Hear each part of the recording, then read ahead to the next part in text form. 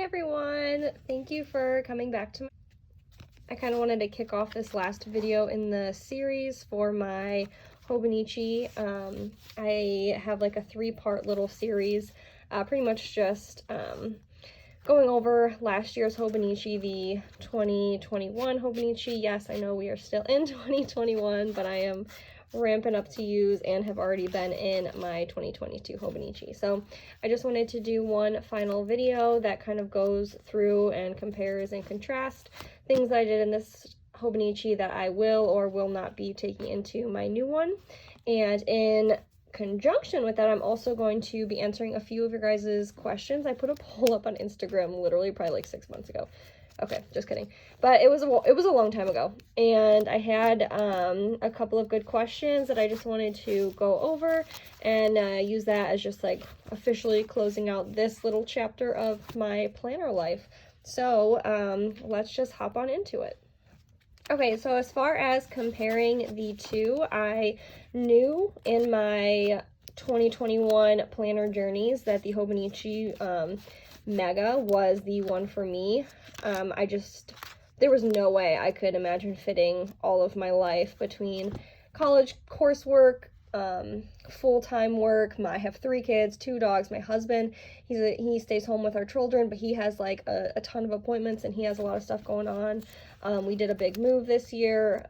We downsized a little bit. There was just so many compartments in my life that I knew I could not fit into 70 pages or 72 pages, whatever it is. And while I do play around with other planners, it's always just a copycat of the information that I have in here. So like I play around with my A6 Wonderland planner, but it's literally all of the exact same stuff that's in here. So like if I am using more than one planner, I'm literally just rewriting everything. Like I don't use different planners differently because, so like that's what, when I say like I'm a tried and true one planner person, I really think that I am, because yes, I maybe toy around with other planners, but I'm writing the exact same information almost in the exact same fashion. Like it's almost identical.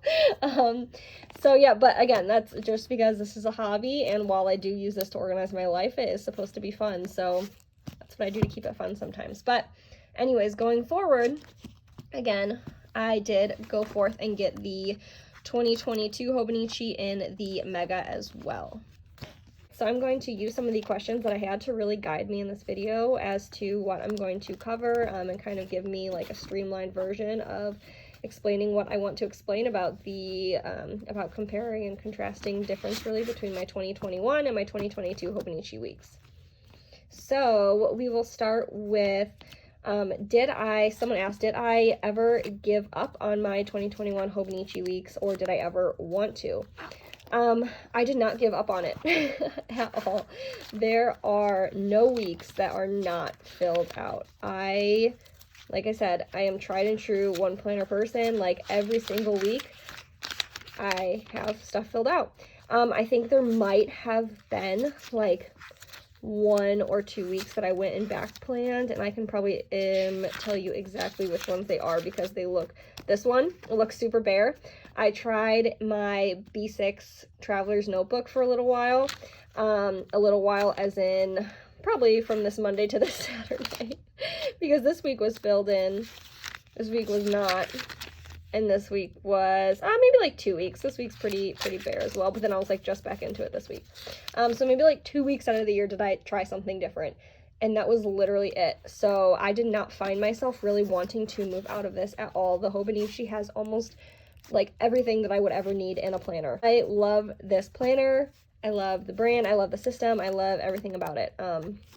So no, I really did not find myself wanting to move out of it, and I did consistently use it every single day of the year for 2021.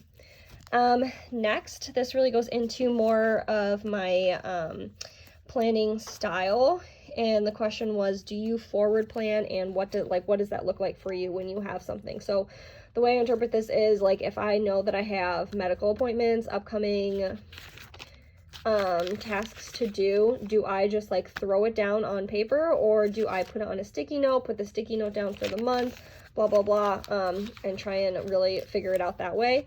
No. So I always want to make plan with me videos, but I don't like have a day, like it's not on Sunday that I sit down and plan out the whole week. Like, yeah, sure, that does happen just to make sure I'm not missing anything, but there's never a week that I turn to that is just completely bare. So like I stopped using my planner here because I shifted into my other one, but I don't ever look at the next week and it ever looks like this. I always have a few things written on it at any given time. So you'll see that also in my 2022. So like this is for next week. I know that I work those days. I know that my daughter has swim class those days. I know she has early dismissal. When I found that information out, I went and I put it down. It's just the same pattern. I really keep up. I'm not afraid to put stickers down. I'm not afraid to just start marking things down once I know that they're going to happen, because listen, all you have to do is cross it off if you don't like it, or you can cover almost anything up with a sticker. So I did have like a phase where I was doing that, and I was like really concerned with how my planner was going to look and everything, and what if it looks gross and it's all scratched out and there's all this white out. But like, honestly, it's fine. It doesn't look that bad. Like, I honestly kind of like it because it provides this like more cohesive look. Like, life is not perfect, and some days you have things scheduled and it just doesn't happen. So I'd rather my planner reflect the real time happenings of my life rather than like the picture perfect Instagram worthy things. So I kind of honor those days that I get to just cross things out or scratch things out. As, you know, junky as it may look sometimes, like I can look back and I can know like it goes forth and it tells a story. So that's what I really like about planning, is that no matter what your style is, I just hope that your planner can tell the story of your life, and it's not just there for taking photos. You know, you have to use your planner for you, and that means mistakes, that means crossing things out and all that jazz. So no, I really, when I forward plan, I will just write things out, and if they happen, they happen. If they don't, they don't. I can just cross them out and keep on going with my life. The next thing is, where do I stick all of my long-term reference information? So I, again, love the Mega Weeks just because it has so many notes pages in the back. And I will put everything back there. I don't have a rhyme or reason as to how I was really cataloging things back here. Like, I mixed my dailies in with my long-term notes, my notes for next year. I have like passwords back here. I have recipes. I have some weekly information. I have car reference information. Like this is definitely long-term information. This is not something I'm going to look back on next week, but this is something I will look back on 6 months from now to figure out when we changed our car tires and stuff like that. And I just mix it all in. If it's something that's that important, I can flag it. I don't have a portion of my planner that just has like page numbers and lists, but I think that is something I might take into next year, just so it's a little bit easier to figure out where certain things are if I do need them. So that is one thing that I might take from this planner that I did not do, and I will do in my next one. But again, all my long-term information is just stuffed right in here with my notes. I don't keep a separate planner of reference information or anything like that. It's all in here because my anxiety, I will literally start trying to do that, and then I'll be like, oh my god, but what if I'm out and I'm driving my car and I need to pull over and someone calls me and I need to get them this information. Of course, that never happens that way. But, you know, that's where my head goes. I'm like, okay, I need to have all of the information that I might ever need in the entirety of my lifetime in my planner, and it needs to be with me all the time. So, all right, my kids just joined me, so hopefully you only see their cute little hands and they don't get really, really loud, which I'm sure they will. But I'll try and finish this video up really fast. I don't have any rhyme or reason as far as counting out what day, how many I use for certain things, dailies or this, that, and the other. I didn't want to limit myself when I was using it. I didn't want to ever make myself feel like, oh, you won't have enough at the end of your planner, and not have that fear in the back of my head. But as you can see, I got to page like 140 and I didn't even need the rest because it was already moved into my other planner. So I really just let my kids play with it and kind of color in it. And keeping that in mind, that's something that I want to think about going into my 2022 Hobonichi week. So for this one, I'm really just, I wanted to try something a little different, and I kind of, at the beginning, mapped out a little bit how many weeks, like if I used 16 pages a month, what that would look like if I could do like an overview, a health tracker, a day of gratitude, and 5 daily pages. I kind of stuck with that a little bit for November, but then it started to stress me out a little bit, and I just went back to doing just whatever I wanted to do. So I don't have a system. That's the short answer. I don't have a system as far as what I use, when I use it, how I use it. I just know that I have 200 something pages, and I can use them over the course of 365 days.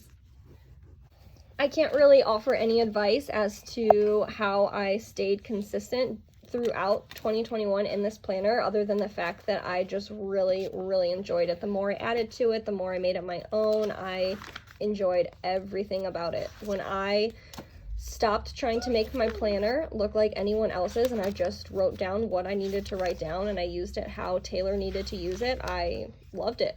I absolutely loved it. And I think that's the reason why I've tried so many other Hobonichi weeks in the past. I always tried to make them look like other people's planners, and now I'm just kind of like, screw that, just use it how you need to use it, because your life doesn't look like anyone else's life, so they're all gonna look different. All right, what would I change about the Hobonichi weeks, and what are my most and least favorite things? Going into this, I thought that I was gonna say the color of the paper, but honestly, the cream color doesn't bother me. Now, after using an A6 Wonderland 222 also on the side during 2022, I thought that I would enjoy having the white paper more. But in hindsight, it doesn't really bother me either way. I love the size. I love its portability. I love everything about it. If I can change just like one thing, like I even love all these cute pages in the back. I can't read them, and that's okay. I can change how I use them, but I like them. I don't mind them. I like them being there because it gives me extra in the back. I love that it's a horizontal planner. I've tried a couple of vertical planners, and I don't really jive with them as much. I'm actually having a little bit of trouble with that in my A6 Wonderland right now, just because I am so used to horizontal, and that's become my life. And so I feel like with the stress of vertical, it stresses my brain out, and I feel like I have to make it look a certain way. So yeah, there's not really a lot for 2022 that I'm going to try and change or not change.